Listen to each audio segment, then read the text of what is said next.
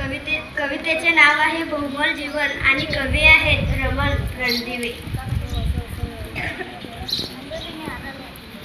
मनासारखे सारे काही जीवनात या घडते का, मनासारखे सारे काही जीवनात या घडते का. फुले निखळून पडती तरीही झाड सारखे झडते का, फुले निखळून पडती तरीही झाड सारखे झडते का.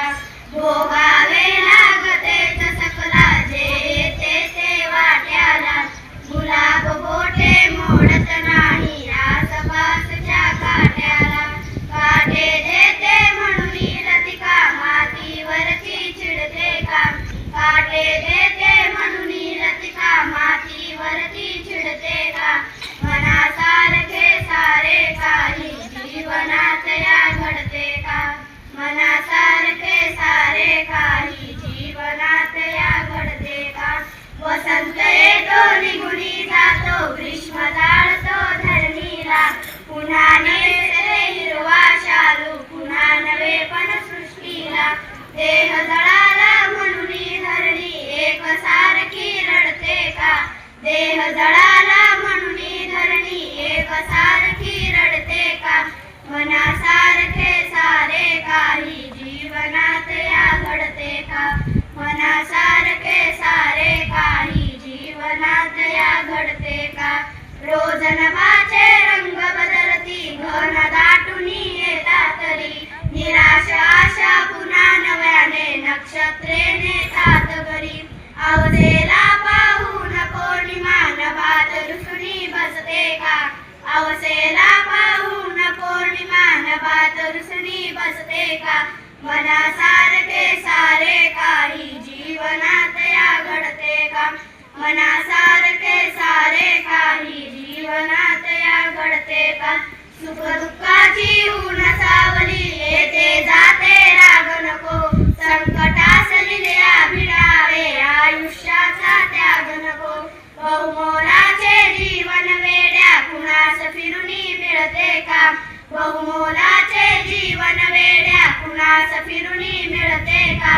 मनासारखे सारे काही जीवनात या घडते का, मनासारखे सारे काही जीवनात या घडते का. खूप छान सुव्यवस्थितपणे चालीमध्ये त्यांनी कविता या ठिकाणी सादर केल्या. त्या सादर केलेल्या मुलींकरती करता तुम्ही जोरदार अशा पद्धतीने टाळ्यानं विद्यार्थ्यांचं अभिनंदन करायचं आहे. पुढील विद्यार्थी आहे इयत्ता 7वी क मधला विद्यार्थी सौरभ मेत्रे. मित्र यावरती मंगेश पाडवकरांचं एक कविता आहे, ते तुमच्या समोर सादर करणार आहे. कवितेचे नाव आहे मित्रोड्यामध्ये.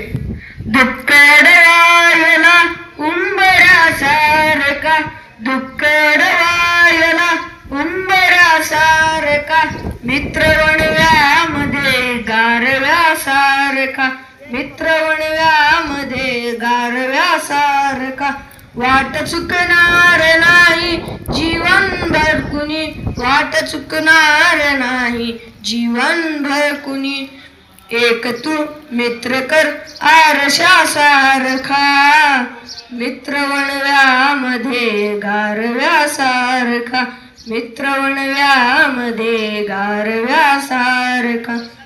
आत्महत्याच करणार नाही कुणी, आत्महत्याच करणार नाही कुणी.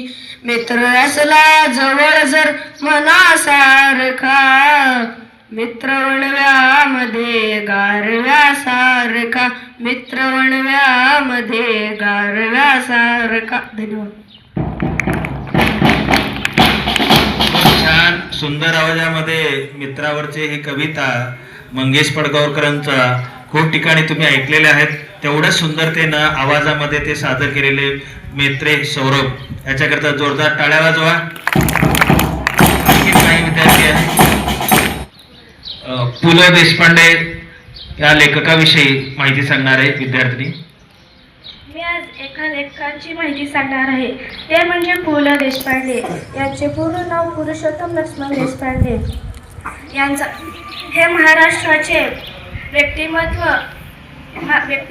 विनोदी लेखक, नाटककार, नट, दिग्दर्शक आणि संगीतकार होते. यांचा जन्म 8 नोव्हेंबर 1919 रोजी मुंबई येथे झाला. व्यक्ती आणि वल्ली, बटाट्याची चाळ, अपुबाई, पूर्वरंग हे त्यांचे गाजलेली पुस्तके. त्यांनी ती फुलराणी, तुझा आहे तुझपाशी हे नाटके गाजली. चित्रपटात त्यांनी फुलांचा गणपती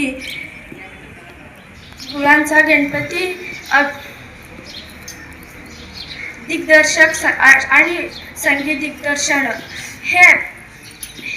या सर्व चित्रपटे निभावल्या. त्यांना पद्मभूषण, साहित्य अकादमी पुरस्कार, महाराष्ट्र भूषण यासारख्या पुरस्कारांनी सन्मानित करण्यात आला. 12 जून 2000 रोजी पुणे येथे वयाच्या 80 वर्षी त्यांचा निधन झाला. त्यांची पत्नी सुनीता देशपांडे या देखील प्रसिद्ध लेखिका होत्या. पु ल देशपांडे विनोदी लेखक, काव्यरचनाकार, पटकथाकार आणि संगीतकार पण होते. खूप जणांनी हे पु ल देशपांड्यावरची माहिती तुम्ही ऐकलेले. आपल्या प्रशातले आत्ता सांगितलेले विद्यार्थी, त्याच्याकरता सुद्धा अभिनंदन. पुढची विद्यार्थिनी आहे कीर्ती गडदे. सुप्रभात, माझे नाव कीर्ती गडदे. मी आज तुम्हाला माझ्या आवडत्या कवींबद्दल माहिती सांगणार आहे व त्यांची एक कविताही गाऊन दाखवणार आहे. सुरेश भट यांचे पूर्ण नाव सुरेश श्रीधर भट आहे. यांचा जन्म 15 एप्रिल 1932 रोजी महाराष्ट्रातील अमरावती जिल्ह्यात झाला होता. यांचे सुप्रसिद्ध साहित्य म्हणजे रूपगंधा, झंझावत, रंग माझा वेगळा, सप्तरंग इत्यादी.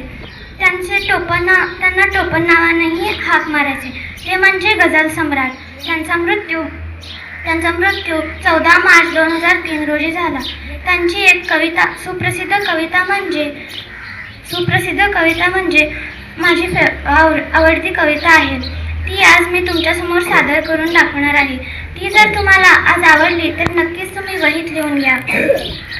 विझलो जरी आज मी, हा माझा अंत नाही.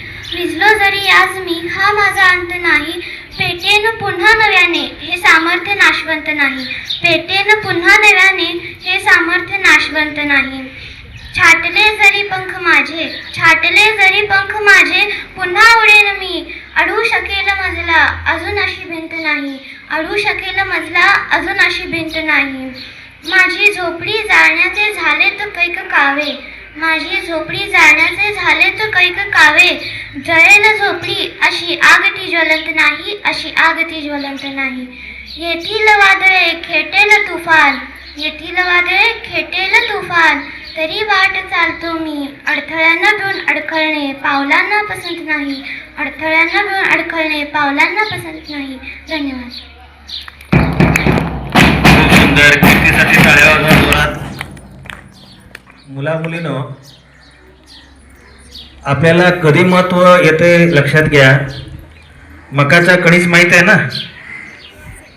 जेव्हा शेतातून तोडून आणल्यानंतर शेतकरी कितीला विकतो? 5 रुपये 10 रुपयाला. त्याच कणसाला जर भाजून जर विकायला गेलं तर त्याची किंमत किती वाढते? दुपटे तिपटीनं वाढतं. 20 रुपयाला विकलं जातं, 25 रुपयाला विकलं जातं. का? ते भाजलं जातं. तसं आपल्या जीवनामध्ये सुद्धा काही वेळेला स्वतःला जळून घ्यावं लागतं. तेव्हा आपण त्याला चकाकी येते, एक शाईन येते.